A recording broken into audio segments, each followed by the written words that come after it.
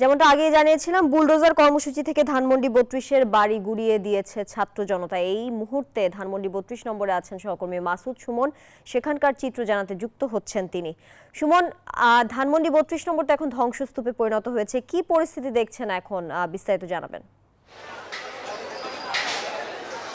ধন্যবাদ। আপনি যেমনটি বলছিলেন, আমাদের সহকর্মীরা যেমনটি বলছিলেন, সারা দেশের চিত্র বলছিলেন, একই চিত্র কিন্তু ধানমন্ডিতেও। আমি আপনাদের দেখাচ্ছি আমার পেছনের চিত্রটি। এখানে কিন্তু ধ্বংসস্তূপে পরিণত হয়েছে এই ৩২ নম্বর বাড়িটি।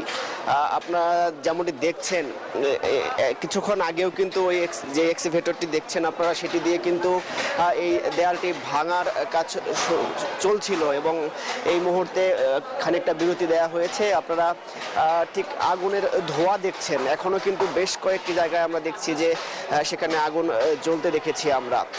পাশাপাশি যেমনটি দেখছেন আপনারা, এই বাড়িটির কিন্তু প্রায় অর্ধেক অংশই ভেঙে ফেলা হয়েছে। আশেপাশে যে গাছগুলো ছিল সেগুলো কিন্তু ভেঙে ফেলা হয়েছে। পাশাপাশি এখন ঠিক এই বাড়ির আশপাশে ছোট ছোট কিছু স্থাপনা ছিল, বা আমরা দেখেছি যে টিনের কিছু স্থাপনা ছিল বা গাড়িগুলো ছিল যেগুলো পুড়িয়ে ফেলা হয়েছে, সেগুলো কিন্তু যে যার মতো ঠিক নিয়ে যাচ্ছে। আর পাশে আমরা যেমনটি দেখেছি, আপনারাও দেখছেন যে অসংখ্য মানুষ কিন্তু এখানে ভিড় করেছে।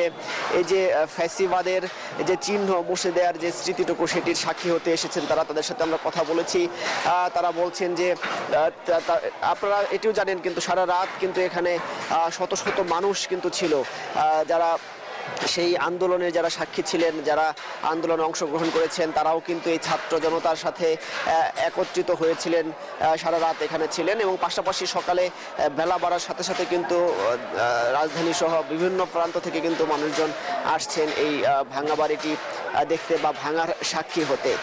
তারা বলছেন যে বিগত প্রায় 16 বছর ফ্যাসিবাদের দোসররা বা ফ্যাসিবাদের এই স্বৈরশাসক তাদের যেই কর্মকাণ্ড বা এই দেশের মানুষকে যেভাবে মানুষের উপর যেভাবে অত্যাচারের স্ট্রিম রুলার চাপিয়েছেন, যেভাবে মানুষকে অধিকার বঞ্চিত করেছেন, যেভাবে মানুষকে তার গণতান্ত্রিক অধিকার থেকে বঞ্চিত করেছেন, সেই সব আওয়ামী লীগের দোসরদের যে তীর্থভূমি বলা হয় বা সেই জায়গাটা নিশ্চিহ্ন করার যে পদক্ষেপটি ছাত্র জনতা নিয়েছে, সেটিকে তারা সেটির সাক্ষী হতে এসেছেন এবং সেটিকে সাধুবাদ জানিয়েছেন। বলছেন যে এই যে এত কিছুর পরেও আপনারা জানেন যে গতকাল ছাত্রলীগের ফেসবুকে সরাসরি কথা বলার জন্য যে সাবেক প্রধানমন্ত্রী যিনি ভারতে পালিয়ে গিয়ে সেখান থেকে কিন্তু অনলাইনে যুক্ত হয়েছিলেন, সেটির প্রতিবাদে কিন্তু গতকাল রাতে এই কর্মসূচির ঘোষণাটি দেয় যে যদি এমনটি হয় তাহলে এই বাড়িটি ভেঙে দেওয়ার